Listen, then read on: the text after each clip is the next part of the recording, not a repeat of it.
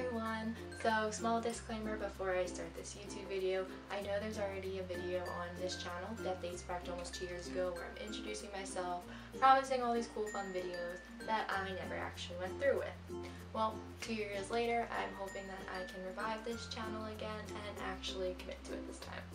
Fingers crossed. Also, another small disclaimer, I'm still not used to doing YouTube videos, so I don't really know what to do with my hands or anything else, so sorry. Anyway, to reintroduce myself, because a lot has happened in the past 2 years, my name is Jessica, I'm 23 years old, I'm a military spouse, and I'm very passionate about animals, specifically homeless animals and helping with animal rescue. I've worked the past 4 years in various animal-related jobs, such as pet hotels, pet stores, and also animal shelters. I volunteered at many animal shelters, and I also have an animal rescue of my own. And I'm also currently going to school to become a dog trainer, and I hope to eventually become an animal behaviorist. I'm so passionate about working with animal rescue because there's so many animal shelters and animal rescues all across the country that have so many dogs and cats and other small animals that desperately need homes. Unfortunately, not all animals are able to find their forever homes.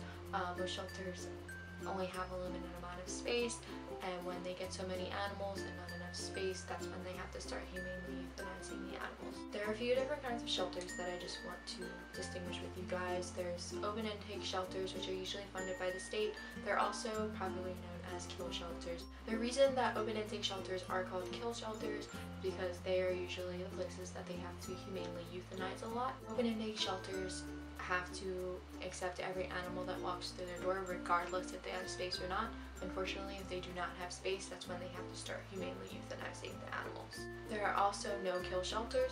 No-kill shelters have a limited amount of space, and once they reach their capacity on how many animals they can bring in, they do not accept any more animals, so they usually recommend whoever brings the animal in to bring them to an open intake shelter.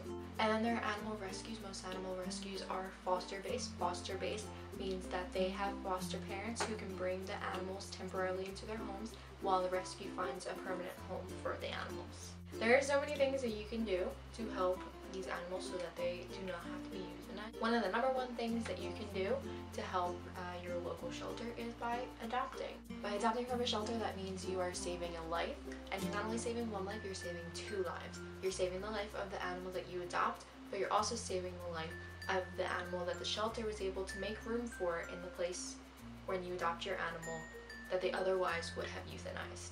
Hope that made sense.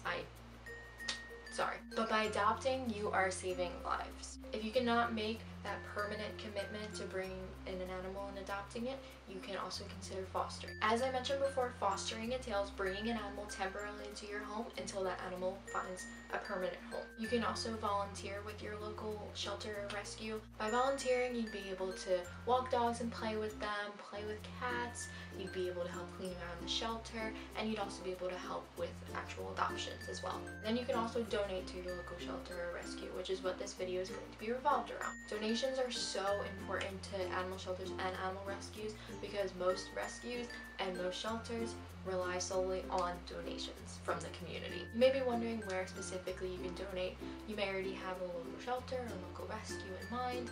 If you do, great.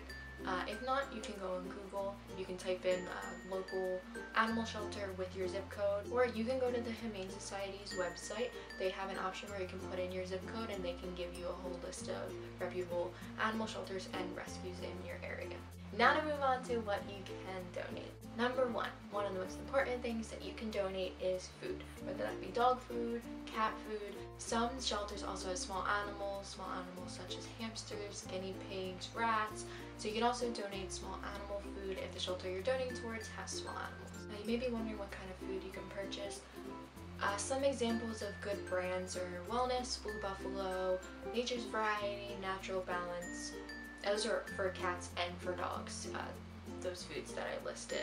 Those are just a few examples I listed, but a good rule of thumb is if the food is on the cheaper side, it's going to have a lot less quality, whereas food on the more expensive side is going to have really good quality ingredients. I'll definitely be making more videos in the future specifically about dog food, cat food, how you can read the ingredients, and how to know the food that you're getting for your animal is the best kind of food you can get. When it comes to dog food and cat food, some shelters and rescues feed their animals specific brands. So you can always go on shelter website, or you can call them and see if they require a specific food brand donation, and then you'd be able to get that kind of brand. So don't worry if you're tight on cash but you still want to donate.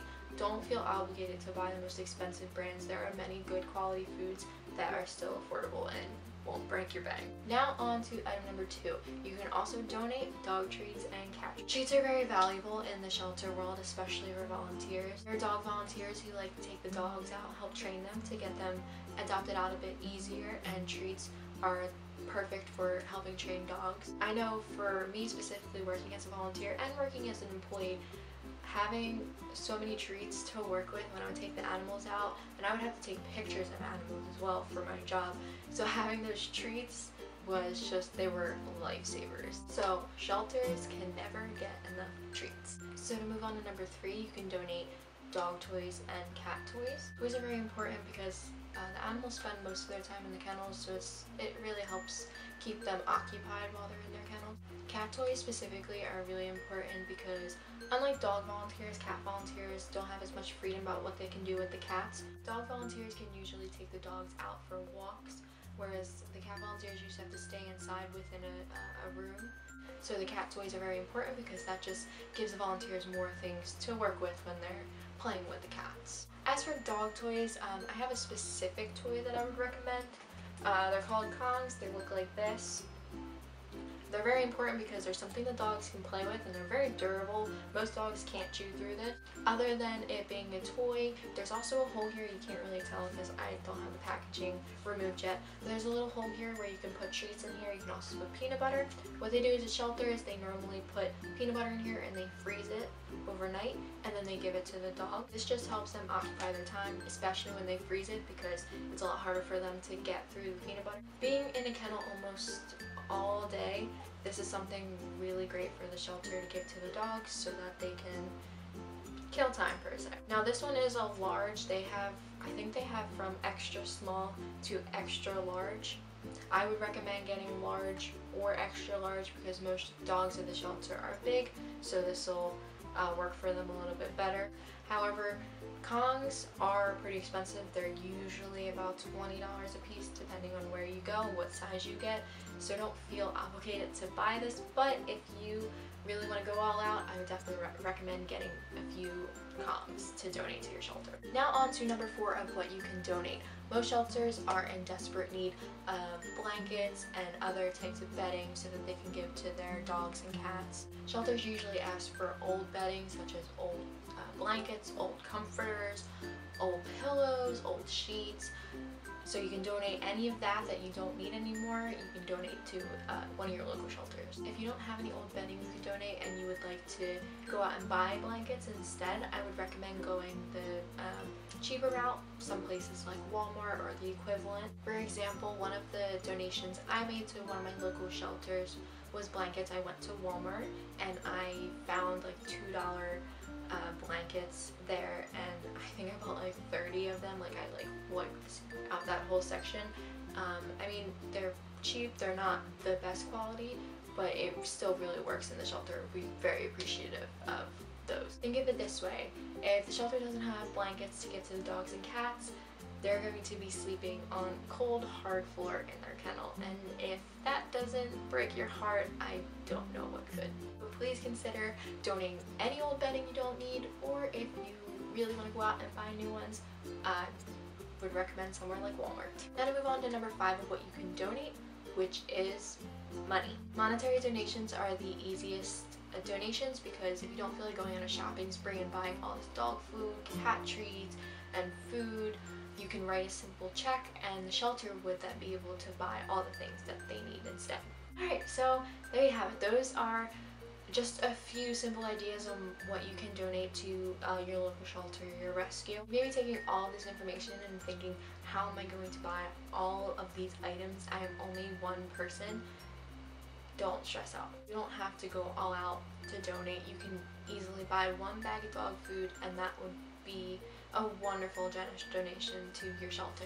Also, we have a phrase in the shelter world that we say often, which is, it takes a village. as you're only one person, you can only do so much. You can always get your friends involved, you can get your family involved and see if they're willing to help out and help put donations in with the shelter and have it be a group effort. You can think outside of the box. You can do an animal food drive in your community. You can do a bake sale or a similar fundraiser, and the money that you raise from the fundraiser you can put towards items that you want to buy and donate to the shelter, or you can just give the money to the shelter. So I hope you found this video very informative, and I thank you very much if you actually got to this point in the video, because Lord knows how awkward I must be through all this. It's gonna be fun editing this. Once again, I thank you for tuning in, and as I mentioned previously, if you have any questions or need any advice or anything, please feel free to leave a comment below, or just, send me a message or anything like that. My social media will also be down below, so if you'd rather contact me through one of those outlets instead, feel free. By the way, this is my dog, Beck. He's a little 4-year-old, but we don't know what exactly he is. We did get him from a shelter. You're probably seeing a lot more of him in my videos, so I just wanted to introduce him. But we both wanted to say thank you so much for watching, and thank you so much for helping the homeless animals in your area. Bye!